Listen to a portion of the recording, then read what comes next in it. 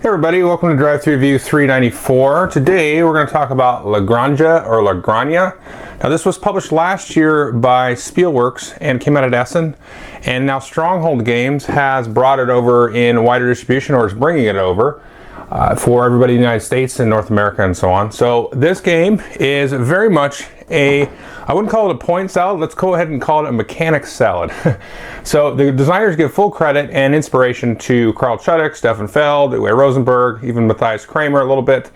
And it's got a lot of different mechanics from a lot of their kind of style of games. So if you say though, Carl Chudyk and Stefan Feld, that probably will give you pause if you know anything about those designers. Now, Carl Chudyk did a game called Glory to Rome, where you have like a hand of cards, there's this crazy combos and multi-use cards and all these cool interactions and combos. And then Stefan Feld is sort of your prototypical modern Euro with lots of point scoring and lots of different mechanics all kind of munged together. And there's also some resource conversion where you're turning resources into other things, a la Uwe Rosenberg. So this game kind of smashes all that together. So let me tell you how the game works, and then I'll come back and tell you what I think of it. Okay, so here's a kind of a high-level overview of all the components in the game. I've got it set up as if you were going to play it with 4 players. Now you do get your normal rule book there, and you also get a nice card glossary, and this is going to be very important. You will be referring to this because each of the cards has different sort of special abilities, and these do a pretty decent job of giving you some further explanation, because there'll be some kind of timings and interactions that aren't quite obvious that you can kind of guess at, that will help you with. Now here is the main board of the game. We can see player markers in each of their colors starting off in these market stalls, and that's what these little areas here, these hexes, are called. Then you have these crafting houses here. Some of these have actually randomly been blocked off at the beginning of the game, and these will sort of unlock as players deliver to the different craft houses. You can see there's 6 of them here. And each of these also will reward a little special ability tile once you've sort of filled up a stall there. And then on the left-hand side, there'll be a certain part of the phase. It's almost like a worker placement kind of thing, where you're going to roll a number of dice depending on the number of players there, and then you're going to assign these to different actions, and then players will be able to select the actions that had dice rolled for them. So in this case, we could do everything except for the number 5 action in this round, and this will kind of dictate a little bit of what's available in the economy, so to speak. So there's that section of the board, and then we have here our roof tiles, and a number of these available will be different based on the player count, and they also act as a round tracker. So all of the 1 tiles here you can see are out to start the game, and then at the end of the first round we'll put the 2s and the 3s and the 4s and the 5s and the 6s out. These will be available to purchase, and you can see the cost actually goes up. So round 1, these will be worth cost $1, and then they will actually cost you $6 there at the end of the game. And then we have the turn order track. This is the siesta track, and players will move up this a little bit. It's typical of a lot of Stefan Feld games, for example. You'll move up, you might get some points for how far you are up, and then that will change turn order, which will affect deliveries, and then also turn order selection for actions on the second round and the following rounds. Okay, then each player is going to get a player board, and these are all identical. You can see you've got spots for those roof tiles, and you've got spots for these player markers. So you have all the same player markers, but depending on where the marker's at, it's going to behave as if it was a different type of good, and so on. So here you can see it's a trade good, and then at any time on your turn you can spend this, and this will award you $4. 2 of any of these resources allow you to play a card or draw a card. This one allows you to get a pig, and this one allows you 2 free upgrades. So for example, I could take this, discard it, and say, okay, now this is a pig. Well, I can just take that marker, move it over here, and I've got this little stall. You can see that means it's a pig when it's in there. And if it's over here, if I upgraded this pig into meat, upgraded, not as far as the pig is concerned, but if I turn that into meat, then this is now considered meat, and I can possibly deliver that meat, and so on. Now next, each player is going to be dealt 5 cards at the beginning of the game, and these cards have a variety of things on them. So we can take a look here at 2 of these cards, and depending on where you sort of insert them into your player board, they'll do a few different things. They might give you the special ability in the middle. They might give you, here you can see these both produce olives on the left. These will sort of add on to your stables on the right hand side of the card. And then on the top part of the card, you can see you can deliver the wheat and the wine to get 3 points and some trade goods. Whereas you could deliver the olives and the pot and then pig, and you could get 4 points and a trade good. So depending on where and how you attach this card to your player board, it's also going to be a different type of card and have different abilities available to you. So to start the game, you're going to get 1 trade good, $1, and 1 victory point. Now the victory points are not double-sided. They do come in different denominations, but you can put them face down and then they're hidden throughout the game. Now you're also going to get 5 cards, and you can put 2 cards out for free. So maybe we'll slide this one underneath here, and then this one will now act as a field for olives and produce olives. And then I may stick another card under here, and this will give me a special ability like so. Now you can have as many fields on this side as you want. You can only have up to 3 special abilities active. You can always discard and then add a different one there. But let's say I wanted to add this card up here. See if I can do this one-handed. We'll stick that in there. So this is now a market stall that's available. I can deliver these goods. So you can see here I've got wheat there, and then down here I've got wine. And I could deliver these, and then I could score and get that side there. So that's one thing that you could do. The other thing I could do is, let's just move this over like so, and I can attach now this over onto this side like so. And so this can possibly either add additional stable space, additional income, and then you can see you start with 1 extra delivery available per purchase. You'll get deliveries allotted to you based on what you do. You can always purchase 1 extra delivery, but if I add this, I can purchase up to 2. And you can see the cost of that is $1. Now to attach cards here, you've actually got to pay for that. So if you look here, you can see the first card that you attach on the right-hand side, you can pay with any one of these resources. That could be a victory point, could be money, could be meat or whatever. The next one's going to have to be 2 different of these, and the next one after that will be 3 different. So the cost does go up to get those out. Now on the first turn, you get to put out 2 cards. Every turn after that, you get to put out 1 card at the start of the round for free. And then you're going to produce. So let's say we had some extra fields underneath here. Let's see if I can do this again one-handed. There we go. So now I'm going to go ahead and produce these. And so I'm going to have a olive field produce and then a grape field produce. And so I've got that. So any of these will produce.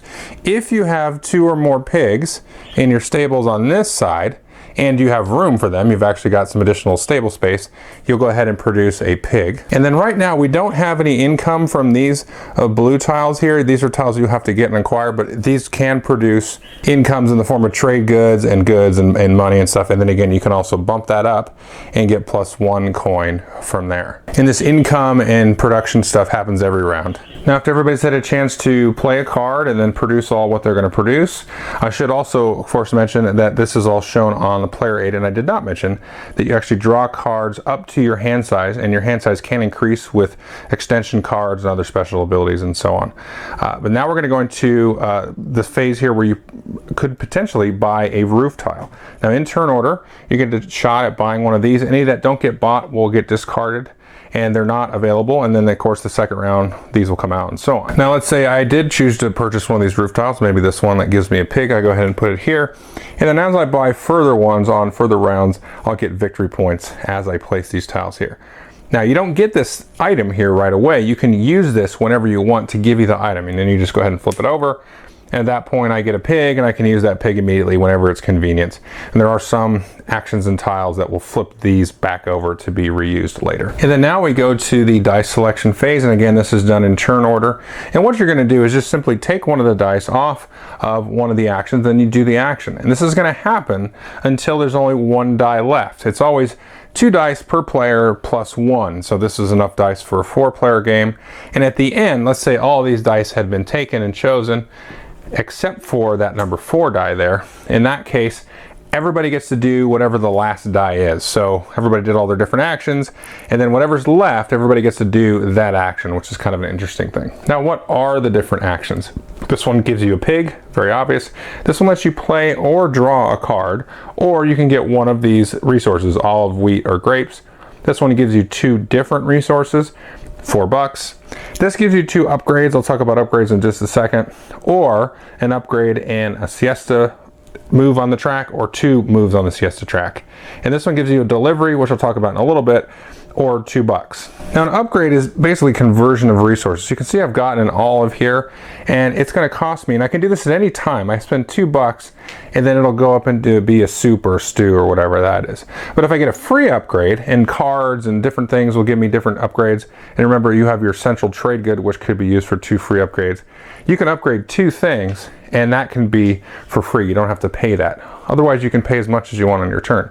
Now you can see you can also buy olives and wheat for $3. So I could say spend $3, get an olive, and then spend another $2 to upgrade it to that kind of resource. And same with grapes and so on. And then there's also similar actions over here for the pig. You can pay $5 to get a pig, and then $4 to upgrade it to meat. And then there's also the sale cost here, which really won't come in until the end of the game. You can see you can sell these items for $1 and this for $2, and every $5 at the end of the game is a victory point. Now after we've taken all of those different dice actions, players have each one of 4 possible delivery tokens, and you can see this has 4 deliveries, this has 3 deliveries and a move on the siesta, 3 and 1, and then 2 and 2. So each player is going to take one of these, and you're going to put it face down right here, and then everybody's going to reveal. And then now, let's say, look at mine here, I've used 2 deliveries and 2 siesta. So I can no longer use this tile until basically round 4, because in the next round I'm going to use this one, maybe, let's say, and then in the 3rd round I use this one. So now I'm down to 1, and at the end of the 3rd round I get these back, and then again similar for round 4 and round 5, and then in the final round I only have these 2 and I can use one of those. So you have to be very careful about this, I should say, and it'd probably take you a play or 2, I would gather, to kind of figure out when the best time is going to do this. Because if we take a look here, you're going to move up on the siesta and get this many deliveries. So let's take a look at that. So if you got other moves on the siesta or moves from your tile here, you're going to be in different spots, maybe on the turn order track like so. And this is going to be the new turn order, and it's going to happen immediately. So green and then blue and then yellow and then red are going to go and start their deliveries in this new turn order, and then this turn order will carry over to the next round. So how do deliveries work? So let's say we've got various goods here and we have 2 deliveries. Well, we can deliver 2 items, whatever items we want, to anything that's available. Now there's 2 spots that you can deliver. You can deliver to a market card here. So if we had this here, we've got an olive and then the pot and then the pig. So if this was here, then we can go ahead and deliver. See if I can do this. And so let's say we've got an olive, bam, we've got a pot, there's 2 deliveries, and then remember, we have this little extra delivery thing here. Now this is an interesting, weird part of the game actually, is you get all your deliveries, everybody does that in turn order, and that will make sense in a second. And then you get to go around again, and then people can buy extra deliveries in turn order. So it's kind of like 2 delivery phases. So I could buy 2 extra deliveries. Well, let's say I want to spend my $1 there, and I can turn my pig here and deliver that market. So these will go off the board here, and then I'm going to discard this card, and you can see a couple things. I'm going to get a trade good, so I'm going to get another trade good, and that's always handy. And then you can see this 4 here, so I can mark a market stall with a 4. Okay, so you can see these are the different market stalls that are available. Now these here with the X's are only available in a 4-player game. So I can take and I can mark, and let's say I just marked that one. I'm going to put my guy out there, and then I'm going to get 4 points for that. Now if I had put it, let's say I'll put it here. Where should I put it? Let's put it here.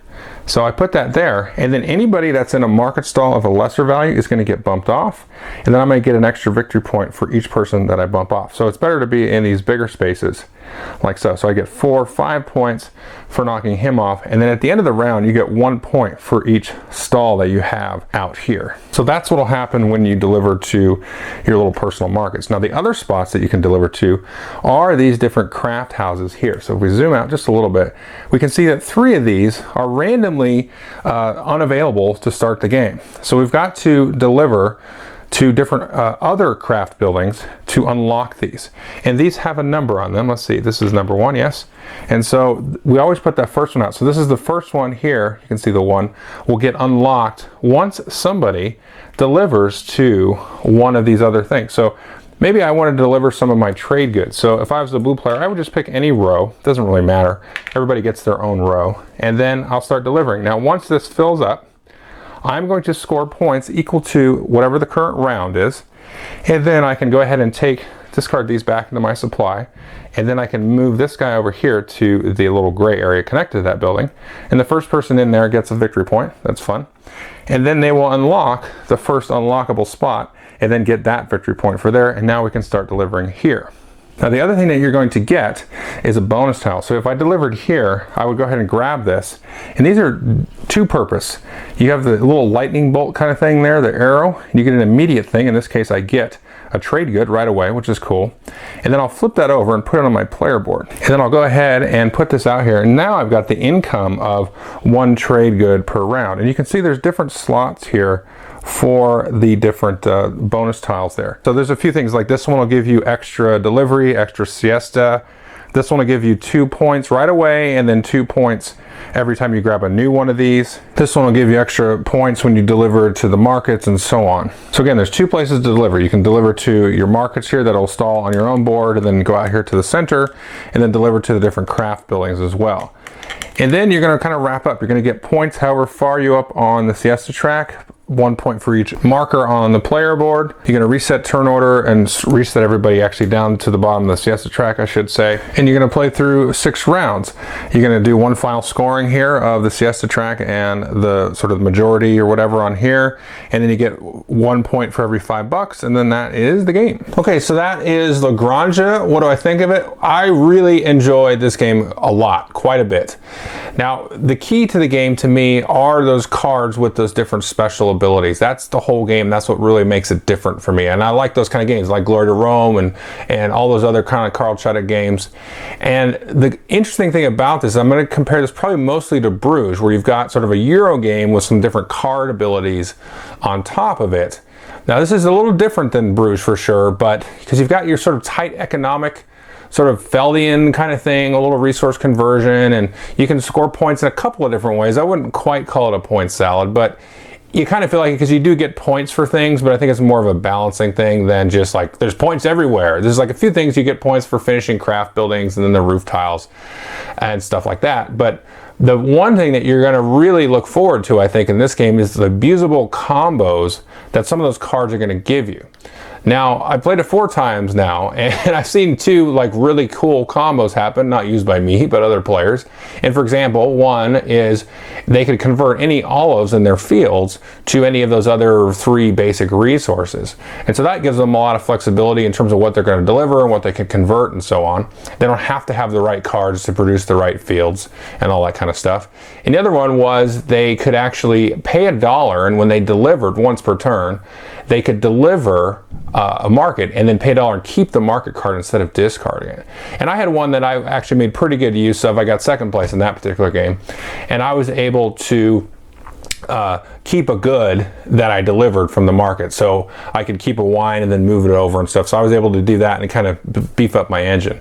And so you're usually going to have a couple of cards underneath there, and you try to find, you know, the really good cards, and then kind of work your strategy around the cards that you've been dealt. And you really got to also consider sticking those cards in other spots, not just being super concerned with the special abilities on the bottom of the cards, because it's nice to have the fields because you get the free resources that you can then upgrade or deliver and so on. And then you want to also have the extra stable so you can get those extra deliveries, because at the end of the game, I mean, the last game that I played, I can't remember the exact numbers, but I had 2 market cards, and I think I had 7 slots on them, and I was good up until 6. But if I had an extra delivery that I could buy or some other kind of extra thing, then I would be able to get that last slot delivered and get those extra points. And I don't think I would have won, but I think it would have been tied or something. But you know, so you want to manage the amount of deliveries you get, and adding the slots on the right hand side are very cool that way. So you've got the multi-use thing that you need to be very aware of, and so there's a lot to chew on with that. And so frankly, I have to kick something out of here because this is Feld, but it's like probably replaced Bruges, which is still sitting on my shelf. So I think people that like Bruges will like this, but also in the back of my mind, I think that some people might not like it because if you're really into like Glory to Rome and stuff like that, you're not going to necessarily like the Euro kind of tight economics around that. And then if you're more of a Euro tight economic person, you may not like the abusability of some of the cards. You might think that that's unfair or something. I happen to kind of fit in both worlds, so that really like that. And I don't mind if somebody gets a cool combo and beats the heck out of me with it, because it's like, okay, well, I know that exists, so next time I can do a better job of getting my own combo going and being a little bit smarter about you know, my use of, you know, the economy and money and how I use things and all stuff. So anyway, I highly recommend the game. Definitely take a look at it. If you straddle those 2 worlds at all, it's a kind of a for sure, I would think. And then if you kind of like either one, definitely I would say give it a try, and then you can kind of see if it fits your world. And I definitely take a few plays to get into, and not really complex, but it's kind of, once you kind of see how things work together, you kind of learn sort of the pacing of the economy and how sort of the resources become available and all that stuff. I mean, the first time I played an example, the first round I didn't create any fields to harvest. I would say that's probably like a mandatory of the first 2 cards that you guys like. At least put 1 field out there so you get like 1 free resource to get in. And anyway, so there's things like that you'll kind of like learn and things as they go on. Okay, thanks.